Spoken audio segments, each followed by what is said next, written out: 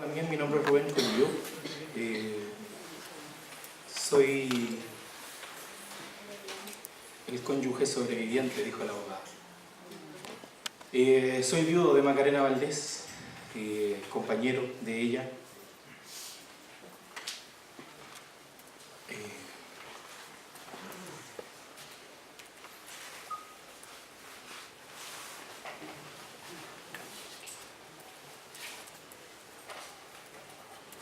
Macarena fue asesinada en el sector cordillerano de Tranquil, en la comuna de Panguipulli, el 22 de agosto del año pasado. El próximo martes se cumple un año de su asesinato. Quiero partir contextualizando un poco. Les voy a contar la historia de lo que pasa en Tranquil. Tranquil es un sector hermoso. Toda la gente que conoce para allá, toda la gente que ha ido de distintas partes del territorio, que han ido a conocer, coinciden en lo mismo. Es un lugar maravilloso, un espacio mágico. Está lleno de vegetación nativa. Afortunadamente todavía no llegan los monocultivos. Bueno, no falta nunca el desubicado que planta un poco de eucalipto, pero no han llegado a las forestales. Es un sector que tiene mucha agua, tiene mucha vertiente, mucho río, donde neva mucho, llueve mucho, pero se pasa muy bien, se come rico, se respira aire limpio, se toma agua sin contaminación. En ese sector tuvimos la suerte de llegar a vivir con nuestra familia. Nosotros en ese entonces teníamos solamente 3 hijos y al poco tiempo que llegamos a vivir para allá nos enteramos que se estaba instalando una central de paso. Tranquil es un camino sin salida y la central se estaba instalando al fondo de Tranquil, 14 kilómetros hacia adentro. Por los estudios que tengo, la gente de la comunidad me pidió que los asesorara, que los acompañara, y delante escuchaba al Peñi, al Lonco, hablar. Es difícil entre mapuches negarse la ayuda, no debiese ser. Cuando un mapuche dice necesito que me ayudes, hermano, el otro mapuche debiese saltar. Así por lo menos me enseñaron mis abuelos. Debiese pararse inmediatamente y decir hasta dónde necesitas que te acompañe. Y considerando eso, entonces nosotros iniciamos un proceso de apoyo a la comunidad que se oponía a la instalación de la central. La central primero no tenía permisos, no pasó por el sistema de evaluación ambiental, no tenía los derechos de agua, tenía derechos de agua por 2 kilómetros y entubaron el río 8. No hicieron planes de manejo forestal, no hicieron consulta. Por el hecho de ser Panguipulli una zona de interés turístico, este proyecto tenía sí o sí que ingresar al sistema de evaluación ambiental, cosa que no se hizo. Pero además, por estar cercano a comunidades mapuches, el convenio 169 obliga que ellos tienen que hacerle consulta previa e informada a las comunidades mapuches del sector. Entonces, teniendo toda esta información, nosotros iniciamos un proceso de reclamación para que la empresa no pudiese entrar en funcionamiento. Hicimos la denuncia a la Superintendencia de Medio Ambiente, hicimos la denuncia a la CONAF, hicimos la denuncia a la Dirección General de Aguas, y el 1 de agosto hicimos una manifestación. Nos manifestamos, es la primera vez que los mapuches se manifestaban en el sector de Tranquil. A raíz de nuestra manifestación, que a todo esto es un ejercicio de derecho, ¿ya? Está garantizado en la Constitución política el derecho a manifestarse y nadie te lo puede negar. Nosotros hicimos una manifestación y a raíz de esta manifestación estuvo cortado el camino internacional desde las 4 de la mañana hasta las 3 de la tarde.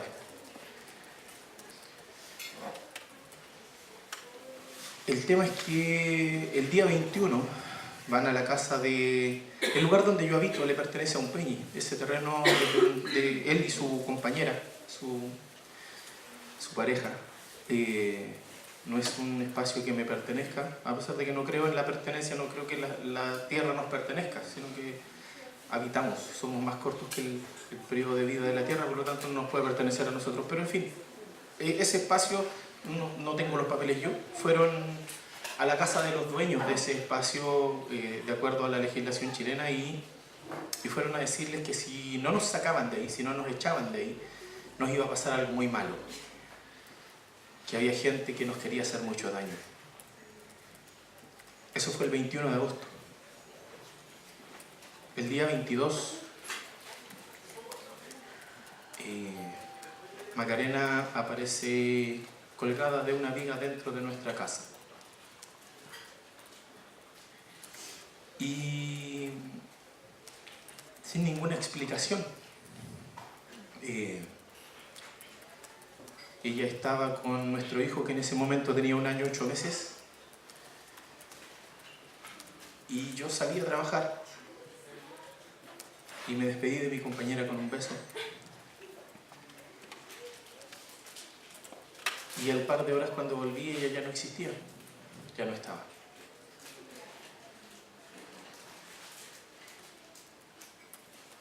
Para nosotros, como sus familiares, para mí como su compañero, que la conocí, que tuve la suerte de compartir con ella años, que tuve la suerte de conocer su ser interior más profundo. Yo tengo la convicción de que ella no era una de las personas que se iban a quitar la vida. Su personalidad no era así. Ella era una mujer de personalidad súper fuerte, tenía un carácter súper fuerte. Era una excelente negociadora. Era muy difícil tratar de imponerse con ella, era imposible. Había que llegar a algún tipo de acuerdo, tal vez convencerla. Y si la lograba convencer, bueno, me acompañó por muchos años. Entonces creo que la convencí bien. Pero tenemos la claridad de que ella no se quitó la vida. Que fue un mensaje súper claro para todo el resto de las comunidades que estaban en ese minuto tratando de organizarse. Y que es lo que después sucedió cuando nosotros hicimos el Trabón. El mismo Radio Patrulla andaba por las comunidades hablando con los dirigentes y diciéndole: oiga, no se meta con la gente de Tranquil, ¿no ve lo que le pasó a la señora de Coyío? Tengan cuidado, que les puede pasar lo mismo. Y se lo conversaban así como con mucho cariño, ¿eh? Pero finalmente son técnicas de amedrentamiento igual. Y creo que ese era como el gran objetivo, eso fue como la finalidad de esto. Desorganizar, desarticular. Nosotros desde ese minuto nos hemos dedicado a difundir esto, a convocar gente, a que la gente se organice, a tratar de despertar las conciencias, a pedirles que despierten, que dejen de estar mirando las teleseries turcas. Son bonitas, son entretenidas, pero nos hacen escapar de la realidad. Y la realidad es que nos están matando. Nos matan por ser mapuche. Desafortunadamente le tocó a mi compañera, pero no es la única. Hace poquito hay 2 peñis más que asesinaron. Y hemos escuchado hoy día, durante todo el día, cosas que han pasado. Una Lamien que está presente acá, el Peñi, Lonco.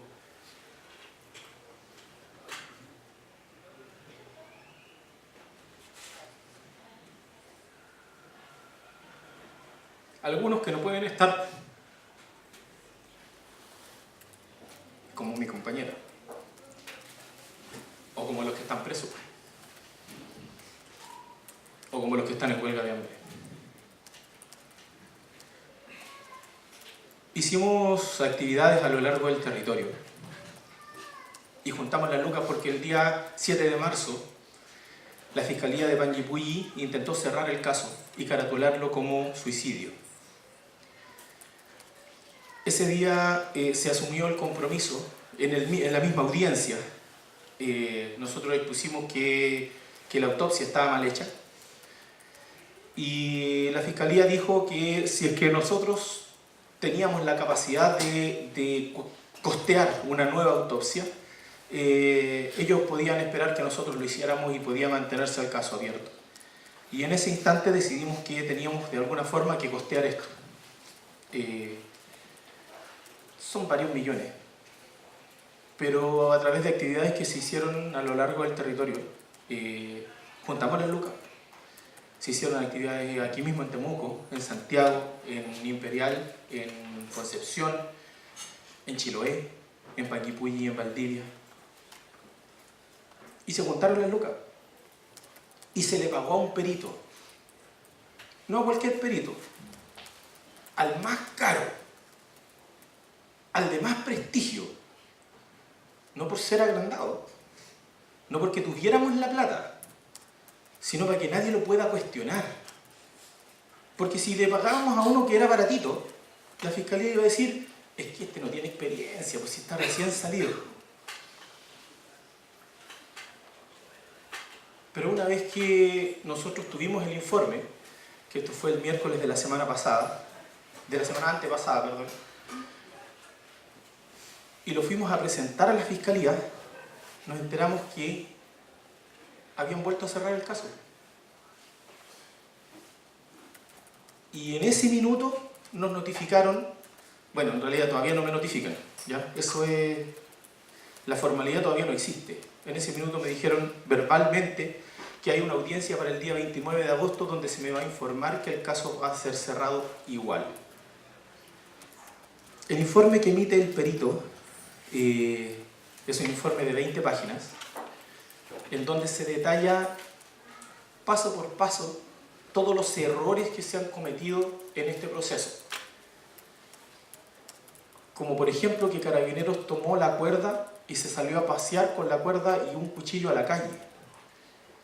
Como por ejemplo que los peritos, entre comillas, profesionales de investigaciones de la PDI, en un principio no establecieron que el sitio estaba adulterado, siendo que cuando ellos llegaron la negra estaba en el suelo. Jamás se le hicieron pericias a mi hijo, chico, de 1 año, que estaba en ese minuto en la casa junto con la negra. Jamás se hizo una pericia de la viga de donde la negra estaba colgando. Pero dentro de la autopsia hay algunos datos que son súper crueles, ¿ah? Y por favor, afírmense, aguanten las tripas. Hay datos duros, como por ejemplo que el surco que deja la cuerda en el cuello de Macarena, cuando una persona se elimina, la soga al correr, bueno, en general, cuando una persona está viva al minuto de ser colgada, al correr la soga por la piel deja una quemadura. Y en este caso no hay presencia de quemadura. Y por lo tanto se entiende que a la negra la colgaron después de muerta. Se trató de justificar esto haciéndole un análisis de drogas, en donde solamente se investigó si es que ella consumía diazepam. Pero se descartaron cualquier otro tipo de drogas que utilizaran terceras personas. Ahí aparece el nombre de un pesticida que tú lo hueles y que se compra en la farmacia, o sea, perdón, en la ferretería, y que tú lo hueles y te desmayas.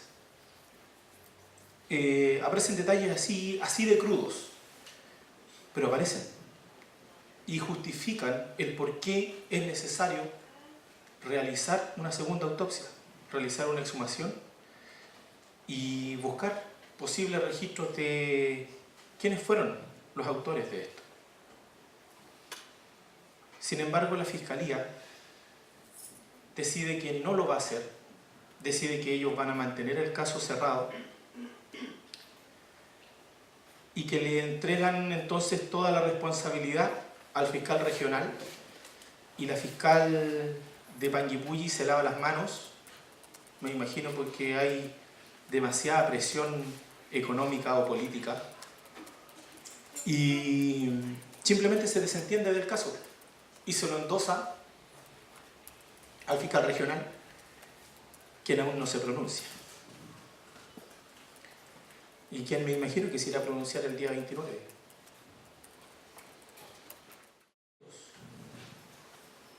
Y seguimos con las mismas ganas peleando en contra de RP Global.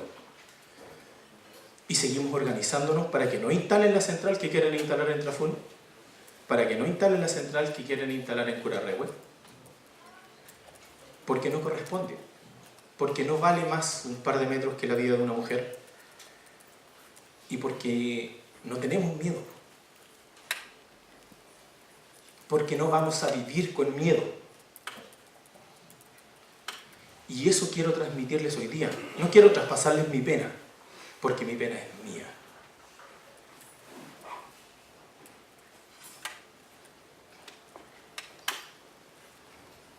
Cuando nos manifestamos el 1 de agosto, que empezamos a las 4 de la mañana, éramos 4 personas que pusimos unas barreras de no estacionar a la mitad de la ruta internacional y nos paramos detrás. Y así nos mantuvimos hasta las 3 de la tarde. Cuando terminó nuestra manifestación a las 3 de la tarde éramos 150 personas. Éramos 9 comunidades las que estábamos ahí. Habían 4 loncos que estaban apoyando. Pero intertanto, cuando nos tocó defender nuestra manifestación, antes de empezar la manifestación, tuvimos que conversar con la negra y decidir quién se iba a quedar con los hijos. Y entonces la negra me dice, ¿y a qué hora va a ser? A las 4 de la mañana. Ah, no, manda tú. No, mucho frío. Dale, juegue. Y llegué yo a las 4 de la mañana. Pero a las 8, justo antes que llegaran los pacos a tratar de sacarnos de ahí, la negra llegó al corte de ruta. Y quienes conocieron a la negra saben que ella no era de contextura muy grande, pues era súper finita, chiquita y flaca. Pero cuando llegó venía con una bandera, una de esas, y yo le pregunté que a qué había ido, si se suponía que se iba a quedar con los niños. Entonces le digo yo, ¿y negra, y tú a qué viniste? Y si yo no estoy aquí, ¿quién te va a cuidarme? Y era así, y flaquita. Pero esa era su actitud, esa era su forma de pensar. Así era como ella veía la vida, sin miedo. Y eso sí les quiero transmitir. No tengan miedo. Es nuestro derecho manifestarnos. Es nuestro derecho reclamar lo justo. Y es tiempo de despertar también y de levantarse. Hay que organizarnos. Esa es la única forma de salir adelante. Eso es lo que les quería compartir. Pupaini pulamion, mañum kulen, alcatoiman, neguentale y mantamitracan, anden con mucha buena energía en sus vidas. Trepeñi. Despierten. Reaccionen. Y compartan. Cada vez que los mapuches nos juntamos siempre sale algo bueno. Conversen, cuenten lo que han escuchado aquí, que no quede con ustedes. Porque si tengo que esperar 12 años, como la Lamien, vamos a seguir peleando 15 años. Pero en 15 años más no voy a estar solo. En 15 años más debemos estar organizados para que esto no siga pasando.